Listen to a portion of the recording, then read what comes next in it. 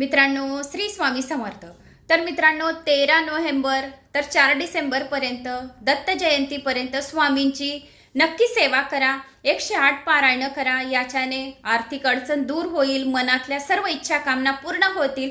आणि जर स्वामी एकदा जर आपले हात पकडतात, बोट पकडतात, तर आपले आयुष्य सोन्यासारखं होतं।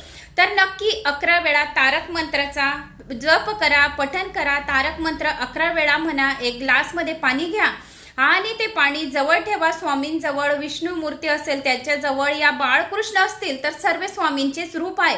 तर तेथे देवघरामध्ये एक ग्लासभर पाणी ठेवून तुम्हाला 11 वेळा तारक मंत्राचं पठण करायचंय। आणि जो व्यक्ती जास्त आजारी असेल, या घरात कोणत्याही कार्यात यश येत नाहीये, मुलं अभ्यास करत नसणार, चिडचिड करत असतील, तर हे एक ग्लासभर पाणी त्यांना प्यायला द्या। याच्याने खूप चांगला बदल होतो।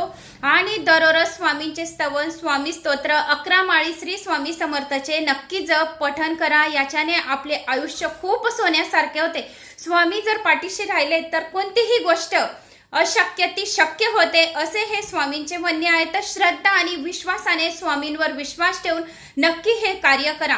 तर ज्यांचे 9 गुरुवार असतील, जर तुम्हाला स्वामींच्या सेवा करायची आणि ज्यांचे 9 गुरुवार आहेत, तर त्या गुरुवारच्या दिवशी तुम्हाला हे पारायण म्हणजे त्या दिवशी तुम्हाला स्वामींची सेवा करायची आहे। त्या दिवशी जर पारायण चालू असेल, अध्याय असतील, तर ते अध्याय तुम्ही दुसऱ्या दिवशी करा।